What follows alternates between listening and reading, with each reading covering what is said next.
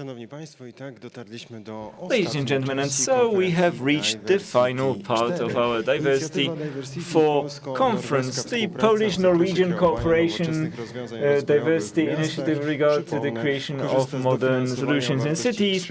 Let me remind you, enjoys financing of €300,000 obtained from Iceland, Liechtenstein and Norway from the Norway grants and EEA as part of the bilateral Cooperation Fund 2014-2021 perspective. The aim of the initiative is to identify the most effective solutions and to create a network of collaboration and exchange of experiences between local authorities of Poland and the donor states, with particular regard to social participation in urban renewal and improvement of the urban environment.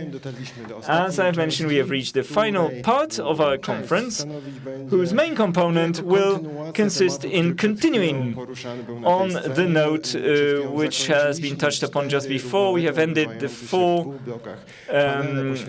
panel discussions in 2 sessions dedicated to the 4 areas of our DiverCITY4 conference. Just a while ago, the team of experts participating in workshops in late 2019, early 2020 talked about the findings and recommendations from workshops related to the environment. And now let us invite you to listen to the conclusions from the research component of DiverCITY4, entitled Coal or Not Coal, about space heating in heritage urban tenements, inhabitants' perspective and the scenarios of change with and without solid fuel. You already recognize one person here, Magdalena Waworska-Narożny, PhD, assistant professor at the Department of Architecture and Visual Arts of the Wrocław University of Science and Technology. We also have Małgorzata Szulkowska-Zgrzywa, also PhD from the Department of Air Conditioning, Heating, Gas Engineering, Air Protection, also Associate Professor of the Wrocław University of Science and Technology. The floor is yours, ladies. Thank you.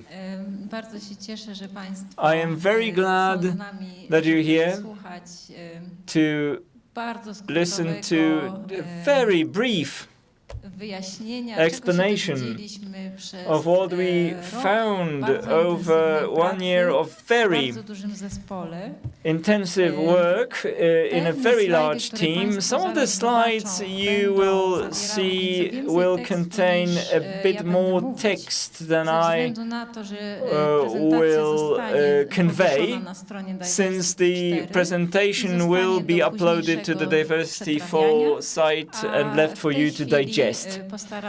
But now we will seek to make sure that the main thoughts are conveyed to you. Now, as we have already heard during the previous session, the quality of air in Polish cities is among the worst in the whole of Europe, and the worst results in this case are demonstrated by small and medium-sized towns. And the last report by the Supreme Audit Office of Poland, I'm not going to tell you which city it is, but the benzopyrene concentration is the equivalent of actually 8,000 cigarettes smoked per inhabitant of the city. So this is over 1 packet a day. So there shouldn't be any doubt in this case as to the negative impact on the health of the local people.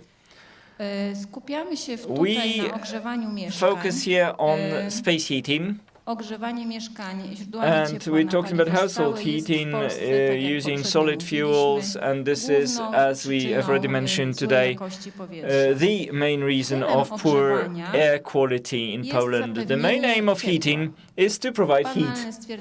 Well, this sounds trivial enough, but it's very important to bear this in mind. Heat that corresponds to the inhabitants' needs. And this is absolutely certain, right, when we talk about heat, namely that using coal is the cheapest solution. It seems certain enough. However, we have decided to check what it's like in tenement houses, townhouses, and we'll tell you in a while why we addressed townhouses. It results from our previous projects that in tenement houses, using stoves fired with solid fuel is related to fungus growth and to the deterioration in the state of health of the inhabitants, the increase in the amount of harmful substances, deteriorating technical condition of the buildings, and the consequent need to use electricity to provide additional heating, which leads to high electricity bills. And in a while, we'll give you all the details, the real implications of all this. However, now let's start on a positive note. We believe that this problem can be solved. It can be solved on the city scale, obtaining an improvement in the quality of air and a significant improvement in the quality of life of the people living in the city, lowering the cost of heating at the same time, provided that the right actions are taken in the right order. And it's absolutely impossible unless we convince the local inhabitants that it's important, and unless the process is supported by well-prepared structures within the city. I would like to introduce the team of researchers. I said at the start that we were numerous. Most of us come from the Faculty of Environmental Engineering of the Wrocław University of Technology, Faculty of Environmental Engineering and Architecture. We also had a sociologist working with us and an expert from the Association of Polish Cities. We will tell you briefly about the origin of the research component, namely why we were the ones to implement this research component. We'll tell you about the questions we posed ourselves and how we sought the answers to those questions. We'll tell you about the preliminary findings and selected conclusions, and about their meaning and implications for the future. And now, as far as the origin is concerned of this research component, DiverCITY4, the topic of heating, of space heating using solid fuels, is something we have been addressing for quite a long time, 2 years, well over 2 years, I believe. And the first pilot project, so to speak, introducing this topic was a project which we call ciepło-zimno, hot/cold. And we chose 400 residential premises in tenement houses in a selected quarter of the city of Wrocław. And throughout this pilot project, we conducted surveys, we talked with the administrators and utilities providers to find the best methods of diagnosing this problem, namely how many sources using solid fuel there were in such spaces and how to cope with the social problems related to that. And so we clarified a lot of things during these pilot works. And our second project, which, for the sake of convenience, we called zimno-ciepło, hot/cold, again, was a very large project implemented together with the City Hall. And its purpose was, after looking at this map of Wrocław, which is currently covered, to discover how many sources using solid fuel there were in our city and how dense they were. What you see here is the final outcome of our research, which involved questionnaires conducted at a random sample of flats in tenement houses, in buildings, in single-family houses. And using statistical methods, we managed to develop a map showing the location and the density of heat sources in the city of Wrocław, depending in a breakdown by the function and technology of the building. Why tenement houses? Why townhouses of the tenement kind? Well, in Wrocław, over 60% of solid fuel heating sources are located in tenement houses. Hence our choice of this as the main target for the changes we're supposed to implement. Now, the diversity project is a project implemented as part of the research component of this initiative, and this is in a way the conclusion of a certain cycle. We know that the process of replacing heating sources in buildings has commenced. We want to transform coal-fired sources into more environmentally friendly sources, and the question is whether the process being implemented is being implemented in the right manner and whether we are pursuing the right goals. In order to answer the question, some auxiliary questions appeared, and we know that the replacement of solid fuels is not something that has started today. It has been going on for quite a long time. As far as tenement houses and houses in Poland in general are concerned, this has been going on for quite a long time now, this process. And we thought we would like to learn from the local inhabitants about life in different kinds of residential premises with different kinds of heating systems, about the living conditions depending on the type of heating.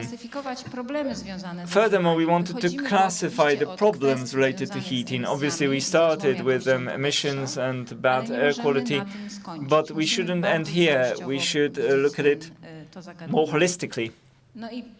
And first and foremost, all this collection of this knowledge was supposed to help us determine scenarios for change, to solve all problems related to heating of spaces in tenement houses. In order to obtain an answer to these questions, in this particular project, we went to visit many tenement houses and flats we had already kind of earmarked during the previous study, and we asked who wanted to take part. We recruited 16 flats. We'll show you the results for 15 of them. Residential premises of varying scale and with different ownership conditions, privately owned or municipal. So we had 4 flats heated with solid fuel, 4 heated with electricity, and gas, and district heating network heat. And we know perfectly well that some alternative solutions do spring up here and there, such as heat pumps, but our area was quite limited, the area we were interested in, the area we sought respondents in. And in that area, there was no such building of alternative solutions, so we didn't manage to recruit any single one.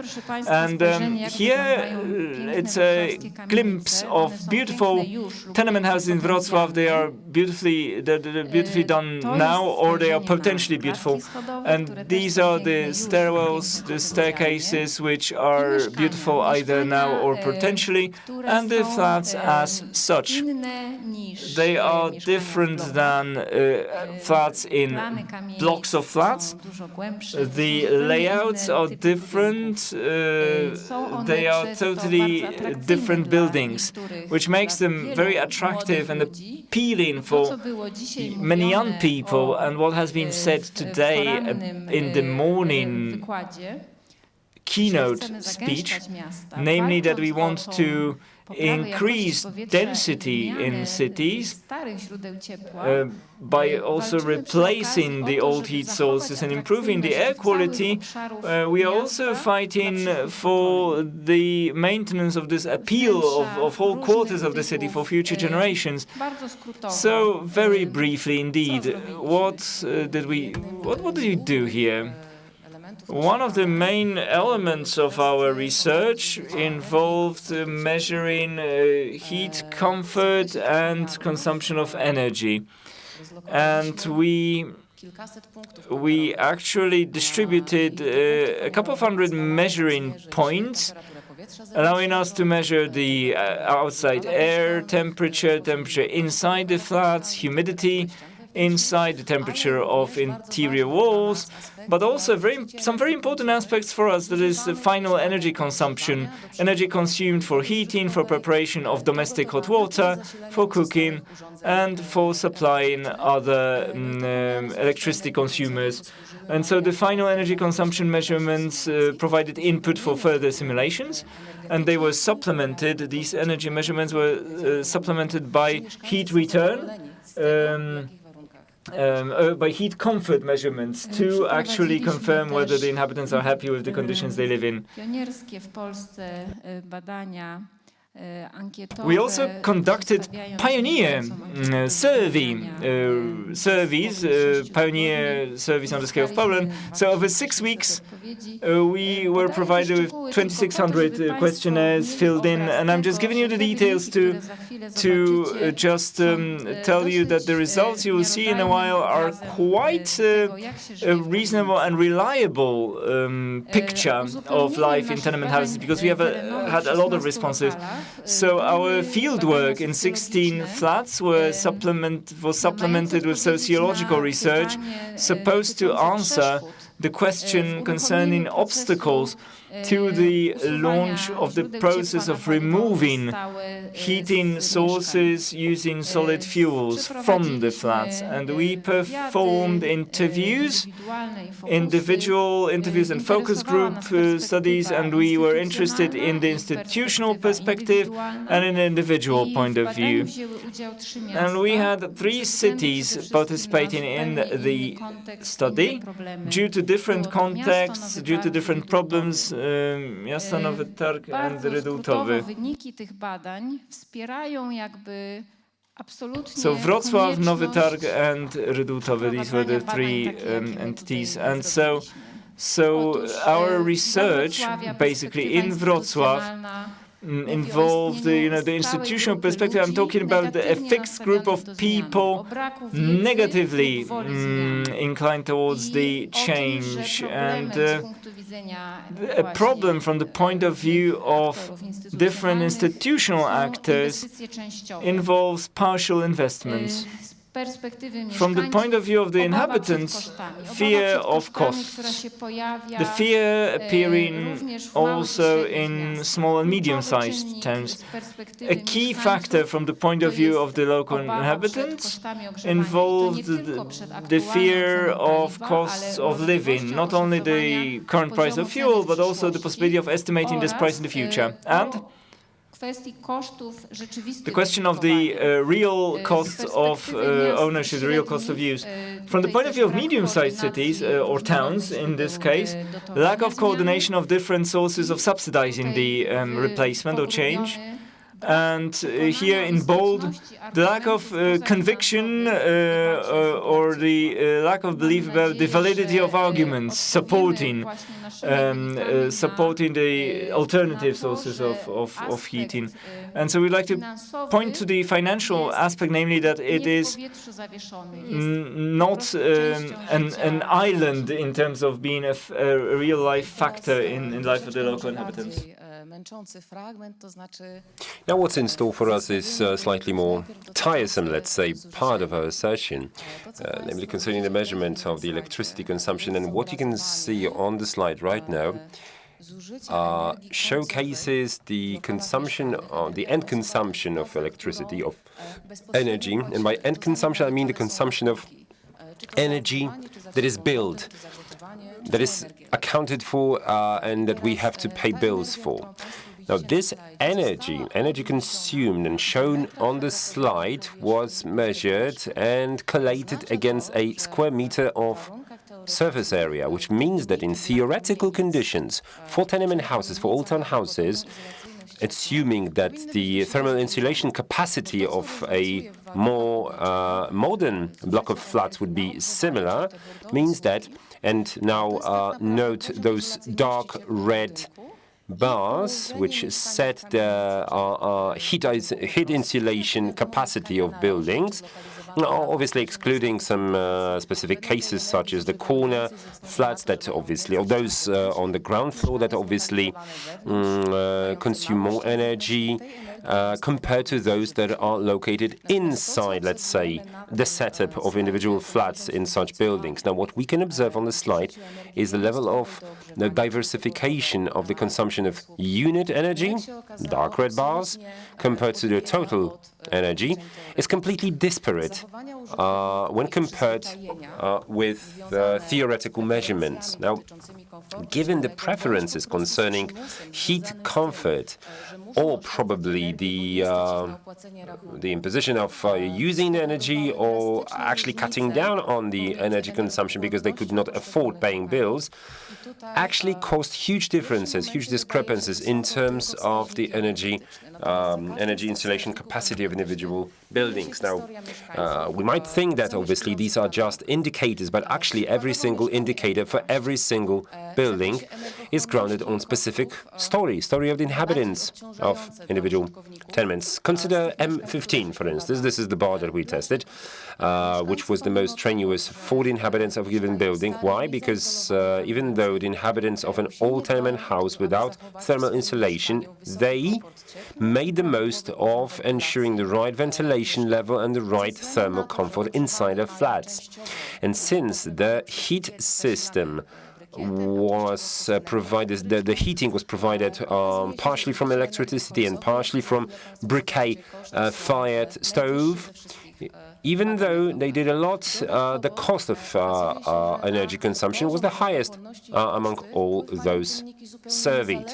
Because it turned out that there are some factors that are completely independent of the decisions of individual inhabitants of the tenement houses that are decisive. In this respect, and in this particular case, those decisions were made for them because their flats were surrounded by vacant flats or some uninsulated and inferior in terms of condition buildings, which translated into the cost. In pre-war buildings, the thermal capacity and insulation capacity is very low, so heat transfer between individual flats is extremely intense. So, even though a correctly heated flat borders on those that are heated to lower temperatures or those of insulation capacity be lower, actually the costs fall upon those that provide for the right heating in their flats.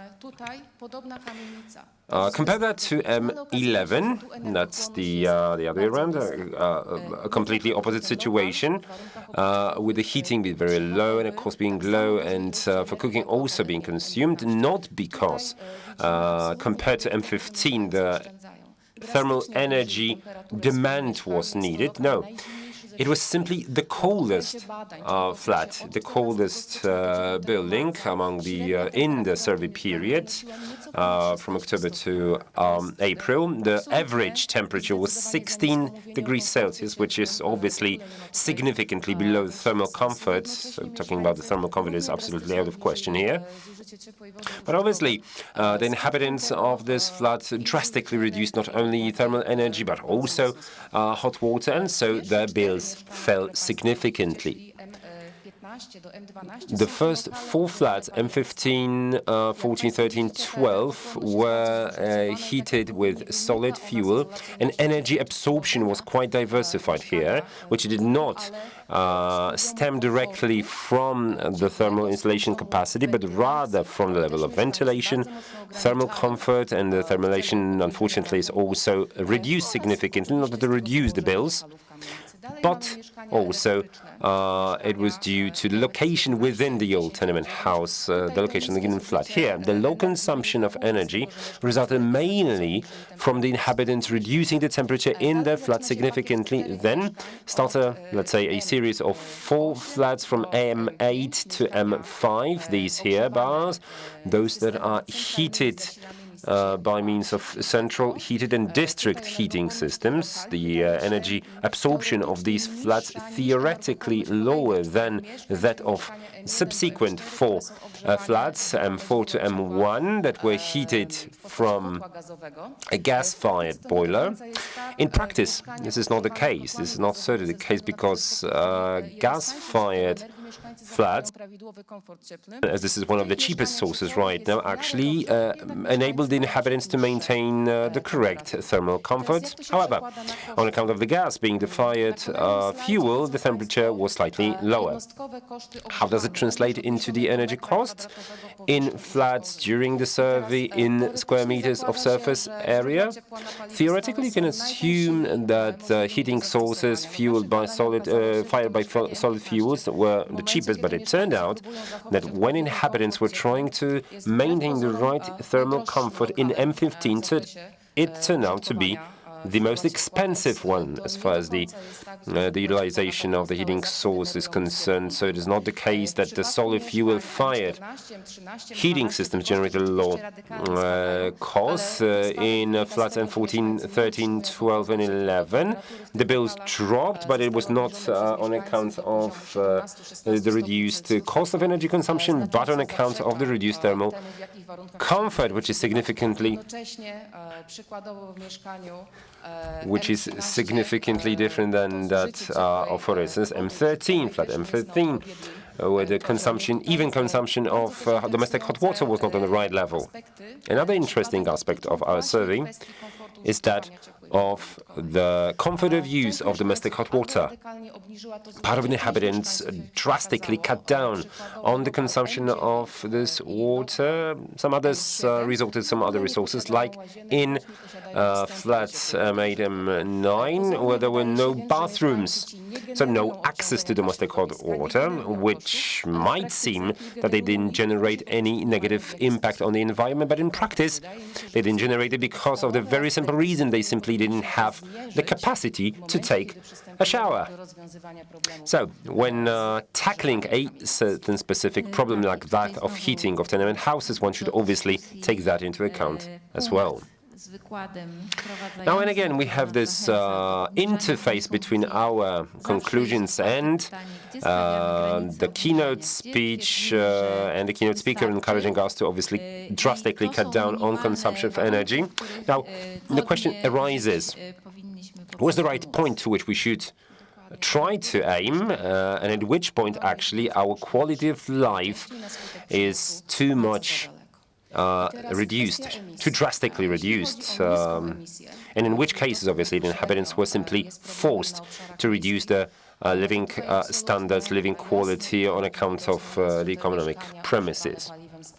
It is obviously clear that the biggest problem comes from the flats heated by solid fuels. The differences between M15 and M14 and those of M13 and M15, and we can see those in numbers M13 and M12. The emissions were the highest, which resulted from the fact that some flats, M12 and M13, were coal-fired. Slightly different emission is generated by ovens, by stoves fired by briquet.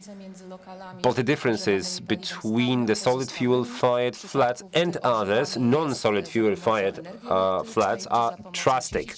And we are talking about the alternative ones, either fired by gas or electricity. With gas, the emission is actually reduced nearly to zero. We are talking about low stack emission. Obviously, we are not talking about district heating at all. No, we are talking about low stack emission only.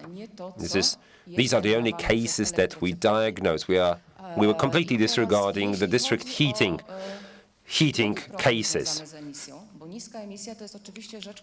Obviously, low stack emission is something that applies to all of us, that affects us all and our health quite directly. But we have to bear in mind, when implementing or triggering certain specific changes as far as the structure of heating systems in buildings is the future and the protection of climate, which also obviously involves the emission of CO2. And the emission of CO2 is something that we have to reduce as well. Analyzing that, we can see that the differences between individual heating sources is not that dramatic. Obviously, in a way, it is equalized on account of the fact that those flats, solid fuel fired, compared to electricity heated flats. And keep in mind that the emission of CO2 related to generation of electricity is also very high in Poland. It is only apparent, only seeming that the emission from all those flats is similar when comparing with flats heated by natural gas or district heating. But in practice, actually, if we compare those cases, we can see that the bars in terms of CO2 emission would probably grow up to the levels of flat M15.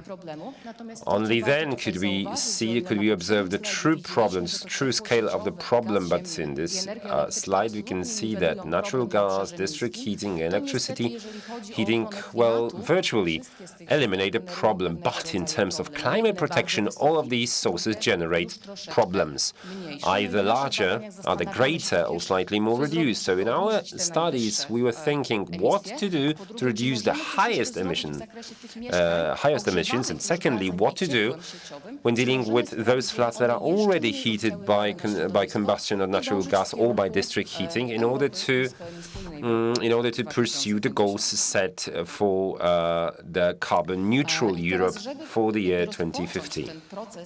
Now, in order to we actually start the process of analysis and creating the scenarios for a change that would firstly solve the problem of the thermal comfort of those flats, energy costs and low stack emission and CO2 emission. We decided to subject those flats to scaling. So we defined 5 spheres: comfort of use of domestic hot water, comfort of central heating, energy costs. And by the way, with energy costs, we analyzed both the outlays of individual inhabitants, the prices, the cost they have to incur with regard to the use of energy, or the comfort of central heating, also including the problem of whether they had or didn't have the ability to actually regulate the temperature, which when it is otherwise causes either overheating or insufficient heating of flats. Cost of energy. This is another criterion bearing insufficient thermal insulation of individual buildings. The cost of energy consumption can come even up to 7 times the cost of energy consumption in thermally insulated, more contemporary buildings. So when talking about substitution of heating sources, it has to be supported by thermal insulation because it is incredibly important. And we spoke of energy both in terms of low stack emission, but also in central heating cases. Some of those cases, like M11, turned out to be neutral in terms of the carbon footprint, actually, the scale of problems. But the problem was that the inhabitants of this flat couldn't simply afford to provide for the right thermal comfort, which also affects the well-being. And for low bills, actually, the inhabitants of a given flat simply had to pay with their own comfort, let's say. Well, the word comfort, this is something that is associated with something of a luxury, but when talking about thermal comfort, we're not talking about luxury, we're talking about lack of mold and lack of fungi inside flats. This is just a matter of well-being and the most fundamental quality of life. So when talking about thermal comfort, we're talking again about the most fundamental demands of human beings, so that we either are not freezing in summer, in winter, we are not burning ourselves in summer. So in talking about a decent way of living inside our flats, we mean the sufficient or adequate comfort, thermal comfort, being able to use domestic hot water, plus being capable of actually setting temperature inside our flats independently. And now we should probably analyze 4 cases, or rather 4 groups of cases, in terms of the energy consumption and the metering systems there. Sorry for certain discrepancies here, but when it goes to the publication and goes to the textbook, it will be corrected. But thinking about flats M15 to M11, M13, we are talking about heating by a single stove in one compartment, in a corner of this one compartment. So if there is a kitchen in the old tenement flat, you can imagine that there is this cooking stove there. That was usually, obviously, typically heated, fired by hard coal. Only in a single flat we actually encountered those. Usually and typically now in all tenement flats there are electric ovens. In bathrooms they are typically very cold, kitchen-alikes. So these are the compartments, these are the rooms in such flats that are the sources of consumption of energy. They are simply significantly colder than other.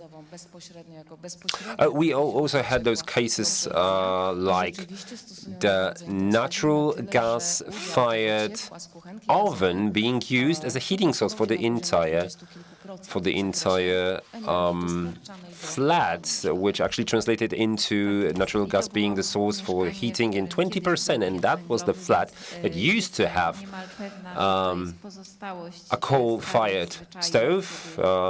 Once in the past, it was substituted for by something more contemporary, but I'm nearly sure that it was simply a habit of the past that was simply continuing to be used and applied in the present. The other solution, when we have the same tile-covered, tile-clad, corner-placed, formerly hot coal-fired stove, which has its interior heating chamber removed and substituted for with a heater, a typically electric heater. It usually requires the entire heating system to be replaced. The third one is natural gas-fired flat. All those 3 examples come from tenement houses that have not yet been thermally insulated, whose heat demand is rather high. And the fourth case that we analyze is a post-thermal insulation building located flat, and the heating comes from district heating sources. The costs are incredibly important here. As initially in our sociological studies, people are simply anxious or afraid of the increase in heating costs when switching to different heating sources. In our case, the solid fuel oven plus some additional electric heaters generated the cost of 13 zlotys per cubic meter, while 2 other sources that are typical supplements, typical replacements of those generated the cost roughly about 6 zlotys per cubic meter, and we are talking about the heating cost throughout the period of our studies. Electricity was surprisingly enough the cheapest, surprisingly because it is commonly believed that electricity-based heating is the most expensive. No, it is the cheapest actually, but what cost, ladies and gentlemen? These are the temperatures. They were similar? No, they were not actually throughout the entire period. In the first flat, this is the flat of those. Sorry, in the second case, it was inhabited by persons who were actually struggling against the bills. They were both, the inhabitants that were both working. They were simply adding some coal into the stove, so the temperature fell when they went to work. Then they added some coal, so this curve was simply rising up to the upper peaks and then going to the valleys. The second case, the situation was only slightly more comfortable in weekends, because they were simply at home all the time. With the other case, with the electric heater insert into the traditional tile-clad stove, the thermal comfort was very, very low because of the temperature. And cases 2 and 3, 3 and 4 were, as you could see on the graphs, here we can see a comparison between weekends and weekdays. The temperature curve was slightly different. What we also added was temperature measurements from bathrooms, toilets. You can see in the second case where the inhabitants were really saving money and they were reluctant to using the electric heaters. The temperature inside the bathroom was 13 degrees Celsius, while in the hottest, the warmest room, it was roughly about 17. This is a flat where actually those big chunks of mold on the wall could be seen, and, well, no, there is no emission from solid fuel, so yay, success. But this is not the case, but these are not the conditions of a flat that can be inhabited by younger people who appreciate some decent comfort of living in the future. If we want to make all townhouses attractive places for living, this is no solution. As far as district heating or natural gas fired heating system, no problems there. As far as thermal comfort is concerned, these graphs confirm the conclusions from previous slides when talking about temperature. Case 1, we have hot, cold. The amplitude was quite clear. The inhabitants struggled all the time to simply sustain their thermal comfort roughly. In the second case, they decided to, well, they just abandoned this. They were struggling for the, water in the electric kettle not to freeze. So we're not talking about comfort at all. While in cases 3, 4, this is, well, of a moderate case, really. And the final chart, so as not to make things overly simple, these are the results of the questionnaire. We asked the people in the surveys the following question: would you like to have things hotter, colder, or unchanged for the time being? And what is interesting, the yellow bar represents comfort. And so let us look at the flat we are whining about, that it's 16 degrees centigrade, that it's so cold. 60% of the time the people living there say it's okay. But this is the generation which will soon no longer be here. The generation of people who used to live in cold conditions, and they accept it because they know, so what if they complain, They can't afford more heating anyway. It's not that they can't, There are 3 heater inserts in this stove, but they always use one, as long as it's not, freezing outside. So, literally freezing.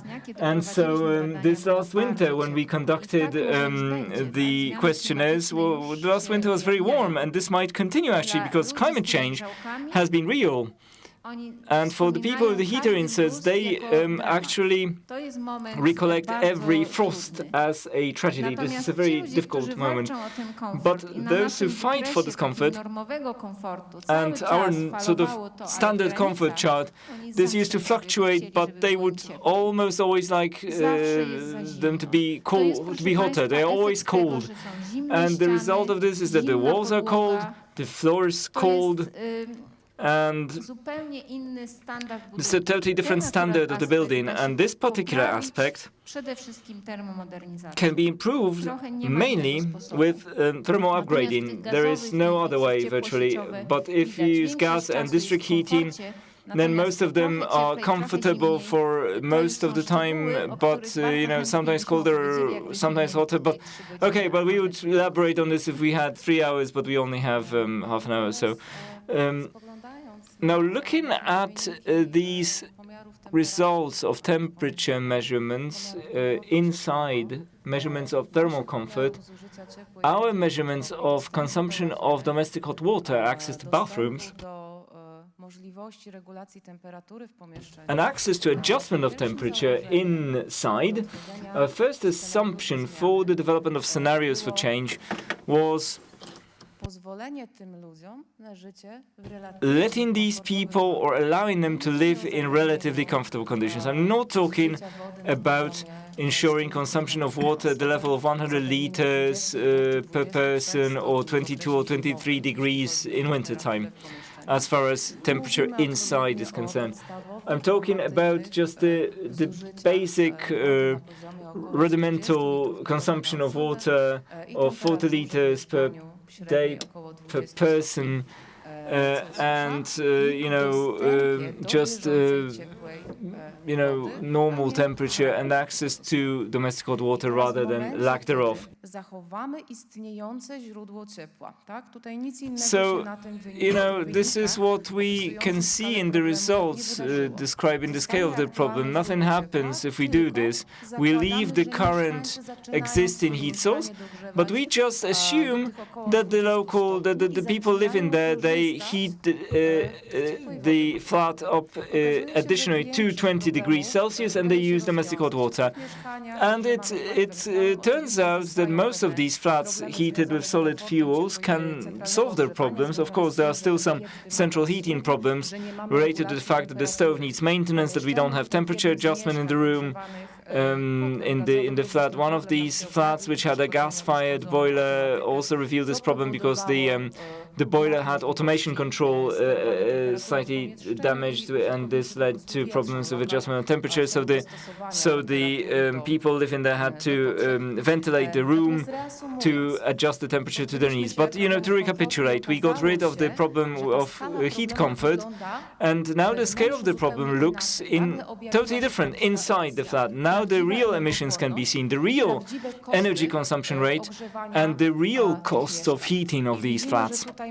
And so we see that we are dealing both with flats generating huge problems in this case, and this involves mainly flats heated with solid fuels and electricity.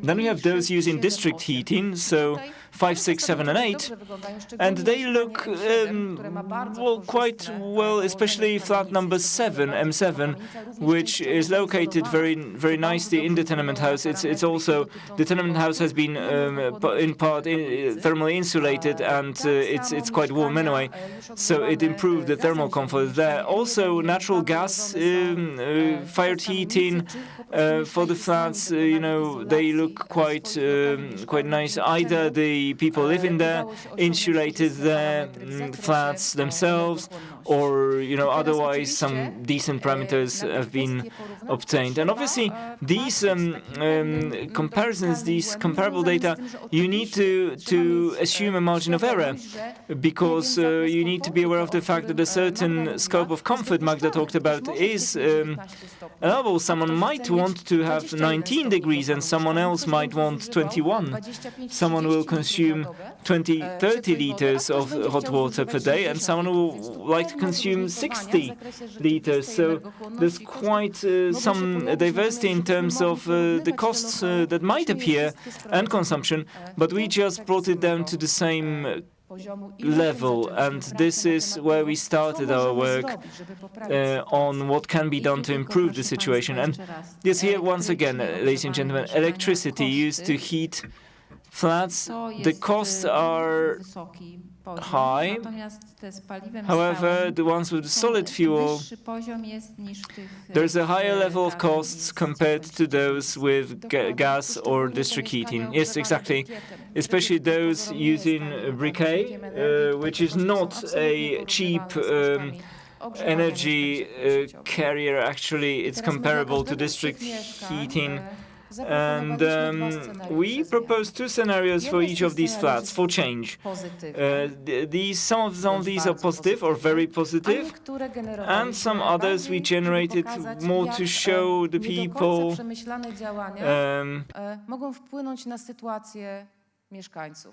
to show them how a change could influence their situation. So we diagnosed the problems, and we thought that, with this scenario would generate another problem, perhaps. So there were other aspects of this. So the first slide concerns scenarios of change for flat number 15. Currently, it's heated with a stove with briquette. 17-18% of the energy is provided using electric heaters. Hot water is provided by way of a heater, also an electric heater. And the people living there, they have relatively high heat comfort compared to the normative conditions we mentioned.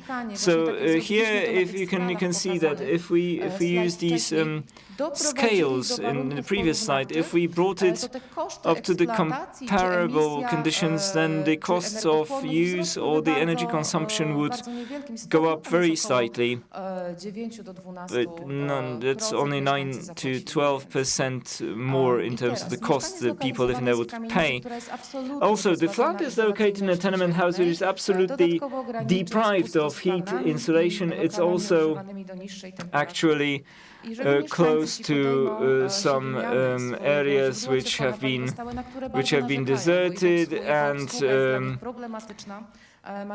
actually vacant buildings are neighboring buildings, so there are some problems with that. There's also pollution of the air inside. So if they went about continuing the process they had started, namely electric heaters, well, they have them located very nicely. There's one under every window, there's an electric heater, they have thermostatic valves, they are also time controlled so that the whole system can be optimized. So let's assume they switch to electric heating entirely. The cost of use go up by 78%. I believe you can see it better in the slide.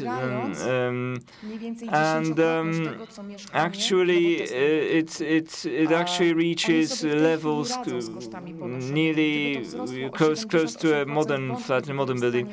But 80% increase of cost, I doubt that they could maintain heat comfort in their residential premises. What do we obtain? Reduction of low stack emissions. So we switch to electricity, success on the one hand, but on the other hand, this flat would end up in among the pool of underheated flats where mold and fungus would appear together with lack of comfort. Another scenario is supposed to show the other end of the scale. On the one hand, a very expensive flat, not insulated, and using electricity, but let us thermally upgrade this flat. This building would be relatively grateful for a thermal upgrade, because it's actually a tenement house in a very poor condition, and it needs a general overhaul. And actually, we believe that it can be thermally insulated from outside, thermally upgraded, and actually, given that it's an outbuilding tenement house, the cost of insulation would not be high due to the process being of a standard kind. And we could bring this tenement house to the level of energy consumption close to modern residential buildings. Once we have managed to do that, the demand for power for heating goes down to the point at which we could very realistically think about using renewable energy sources. And basically, a central system using a pump is a solution used in modern buildings, less frequently in tenement houses. And so insulation would be an overriding goal in relation to the decrease of the cost, which would be related otherwise to the heat pump. And then we would actually make it possible to to enable low-temperature heating. So a low parameter which is generated by that heat pump would be achieved otherwise. And so let us see what we can achieve. A decrease in energy consumption by 80% in terms of the final energy, a decrease in the heating costs by 57% compared to the current level. Also, we have a total reduction of low-stack emissions in an urban area. What we achieve additionally is reduction of CO2 emissions.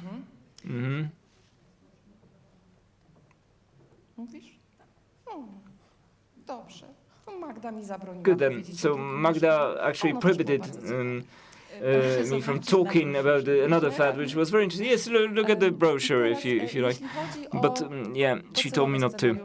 Now, as far as the target scenarios for all the fats are concerned, you can see in the slide what we managed to obtain.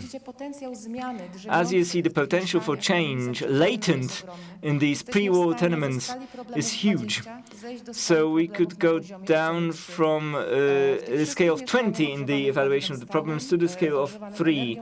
In all the flats using solid fuels and electricity, we obtain the indices which we used to have for district heated flats or gas-fired boiler heated flats. So using the example of already upgraded flats which are insulated, which have natural gas, we show more prospective scenarios which lead to us reducing not only low stack emissions but also CO2 emissions. You can read all about it in our materials from our research. Now, all these changes which we have been describing in our research, we have managed to classify them into 3 groups. Non-recommended changes are those which solve the problem ad hoc, the problem of low stack emissions, but imply huge social costs related to the increase in the energy consumption rate, decrease in heat comfort, and depending on the people living in the flat, some will incur huge costs, some will pay with heat comfort. We must not go in this direction. A positive change, on the other hand, a change that's positive locally, solves the problem of low stack emissions, at the same time making sure that the people living in the flats can heat them. And this is also something mentioned in European Union directives. We must not introduce changes as a result of which the people living in the flats will actually be in a state of energy poverty and will not be able to heat their flats.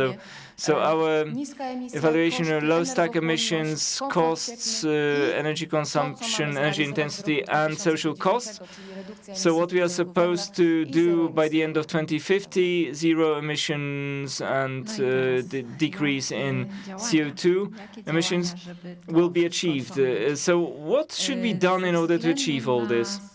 Now, due to the scale of the challenges which concern, well, the majority, if not all, the cities in Poland, it seems of key importance to strengthen the organizational and competence-related potential, and this is arguably part of the task for funds such as the ones the cities are applying for here. And in terms of meeting this challenge and facing it, it's mainly about making sure that every city realizes very clearly which very concrete challenges it is facing and which methods may contribute to solving the problem that has been diagnosed and using what kind of people. Because in city halls there are some concrete people working on specific tasks. And here there's yet another challenge which needs to be tackled. And so Wrocław has its energy advisors. It has its special department which addresses the issue of air quality. And so it is still a big challenge for the city, and organizationally speaking, making sure that this council housing, thousands of them, council flats which use all types of heating to make them switch to other types of heating. Well, this is the first question. How to do it organizationally? How should cities cope with this with this challenge? What they should do specifically and when to cope? And another Another thing, another indication, another hint is which measures should be adopted to basically address all the problems diagnosed for the given location.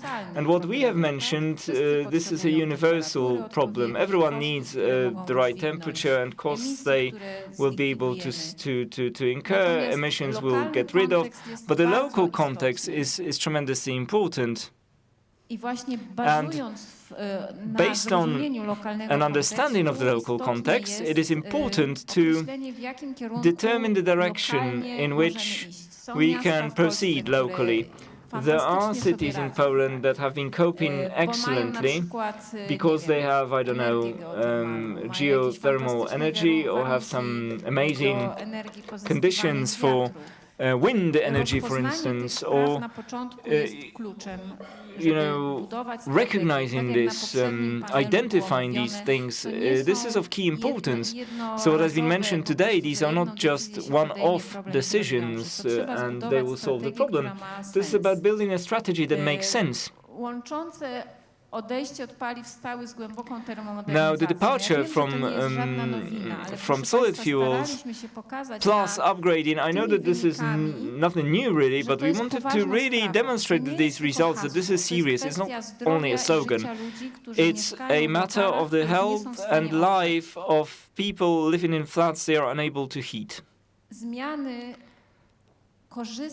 Now, favorable changes are ones which will be of advantage to everyone they concern. And this is not only about the people living in the given premises, but their neighbors. We showed the potential or the effective implications of the fact that a neighboring flat is underheated.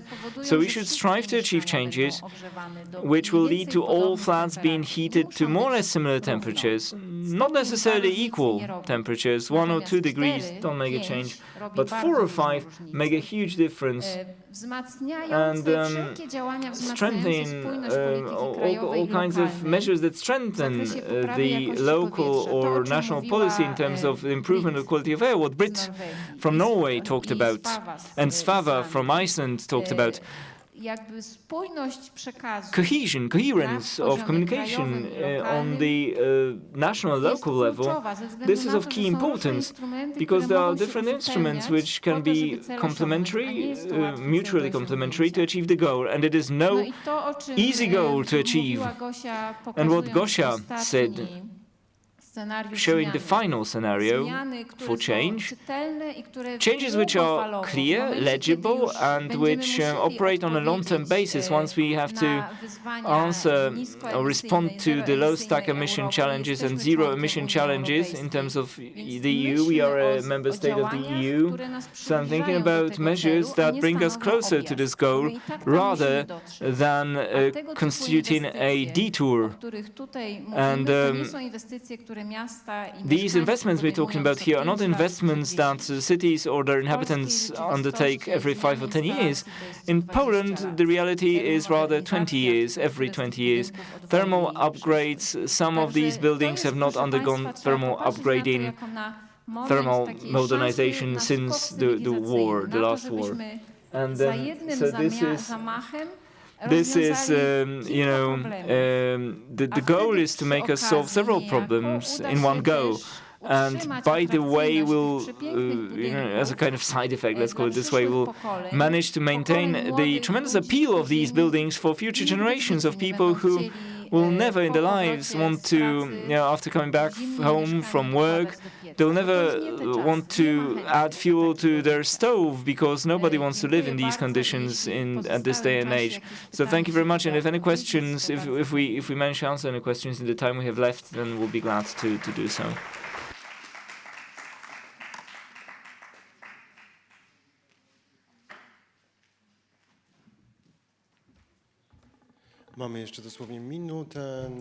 There is but 1 minute left to complete this session, so if you do have any questions, this is absolutely the high time you ask them. If you don't, thank you very much. You've heard a recapitulation of DiverCITY4 research component, and we had architect Magdalena Baborska-Narożny, assistant professor from the Department of Architecture and Visual Arts, and Małgorzata Szurkowska-Zgrzywa from the Department of Air Conditioning, Heating, Natural Gas and Protection. Thank you very much, both from the Wrocław University of Technology.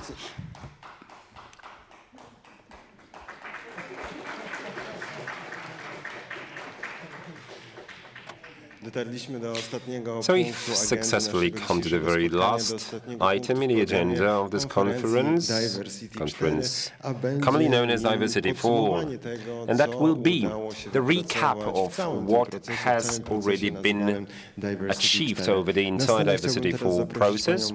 I would like to invite Mariola Apano to join me here on stage, the coordinator with the Office of Foreign Collaboration from the Town Office of Wrocław. Hello, ladies and gentlemen. Welcome all of you here present with us and all those that signed up for the conference online.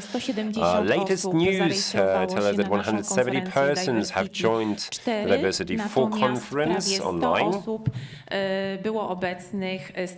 nearly 100 people were in person here with us. It's actually a lot as far as given the conditions that given the requirements to maintain certain sanitary conditions here in the age of the pandemic. The conference is getting towards the end, and once again, we're glad to see the city of Wrocław to be the platform for discussion and experience sharing, and 3 workshops that were organized with the participation of our partners and experts from Poland, but also from our partners abroad, from Iceland and Norway.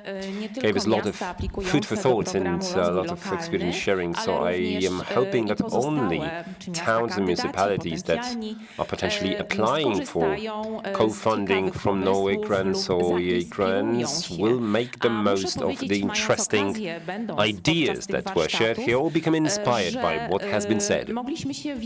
And having participated in those workshops, I have to say that we learned a lot, and the learning process was actually two-directional, by the way, with response to the challenges of aging towns, aging cities. In this respect, the cooperation between managers of human resources and businesses and representatives of local authorities, the discussions on creating new jobs to seniors, or some more technological matters such as thermal upgrading, or what is referred to as universal design and urban planning. All these were incredibly interesting subjects that we discussed, but also an inspiration whenever we heard to some local visions, and we took our foreign experts, speakers, for some site visits, and we were at Cafe Równik in Wrocław. We showed that we are surrounded by disabled persons, that they are among us, and the access to places where they functioned and operate in a fully functional way is given to everybody. Nowe Żerniki housing estates were further items shown, and the seniors university was yet another thing that we showed, particularly interesting to our friends from Norway. And we are happy to actually have surprised them with something. Getting to the end of my short recap, getting to the most important things, there were some questions asked on the chat where some conference materials can be obtained today in a very limited scope, unfortunately, on account of the ecological conditions. Some conference materials from the ministry entitled the Sustainable Development of Polish Cities. This brochure was distributed at the conference. It's also available online at the library tag on DiverCITY4 website. Also, this brochure of the Wrocław University of Technology and Science, with or without call, it will be available in digital form on the DiverCITY4 website in the library tab under the library link, as mentioned by Dr. Baborska-Narożny. There will be some further materials available to you, but only on the 31st of October, also given to you via the website of DiverCITY4. The conference materials also complemented with individual case studies and examples, as well as comprehensive selection of data and information and knowledge shared by both Polish and foreign experts will be made available at the beginning of the year 2021, in January namely. Obviously, the printed distribution will be limited, while the electronic version of these materials will be also available. I'm telling about that because the deadline for applications to be submitted by medium-sized and small municipalities under the local development program. This is important to them. So if the municipalities were to make the most of individual lessons learned, of the findings of the project, and some experiences shared, obviously they are welcome to make the most of the materials shared on the website. As Dr. Baborska-Narożny and Ms. Szulkowska-Zgrzywa, they will deliver webinars for medium-sized and small municipalities on the 27th and 28th of October in collaboration with the Institute of Collaboration of Cities and Regions and the Polish Association of Municipalities. So, if there are still among us the representatives of the interested parties, the municipalities, please contact the contact center for the Association of Polish Cities directly. And without further ado, I would like to thank all participants of our initiative, starting from the top probably, the representatives of local authorities of Norway and Iceland, and Mr. Gislason, as well as our subject leaders who moderated expert groups in 4 areas: Barbara Bożymowska, Marta Laska, Iwona Zakowicz, and Magdalena Anna Maria Wydra.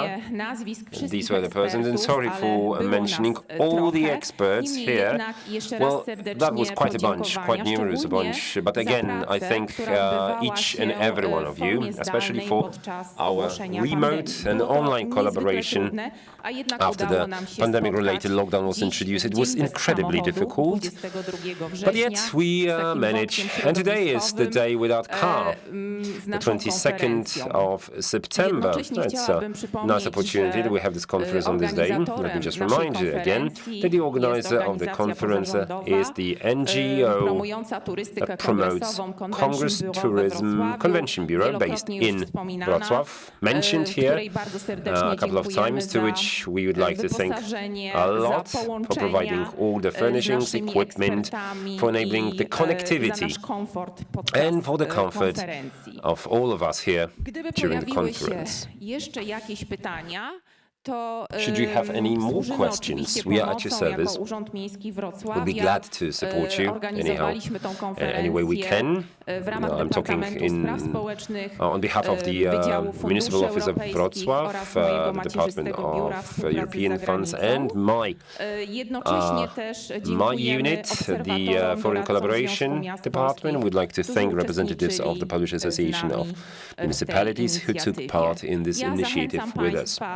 I'd like to encourage you to visit our website, DiverCITY4.pl, the website devoted and designed for the sake of this initiative, where you can find all the materials mentioned. Thank you again. Have a good afternoon, have a good evening in Wrocław. Thank you.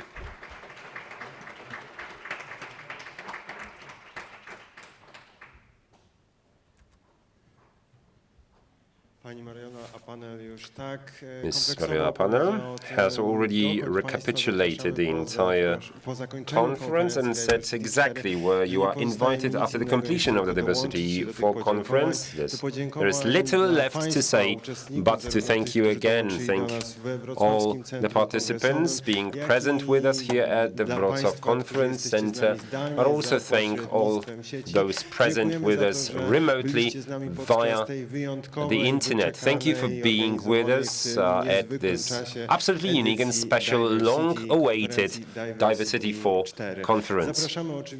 Obviously, I would like to welcome you to join the DiverCity.pl website again. You're welcome to join us there, where you will find the knowledge base, all the conference materials, and all the deliverables of the DiverCITY4 project. Again, thank you very much.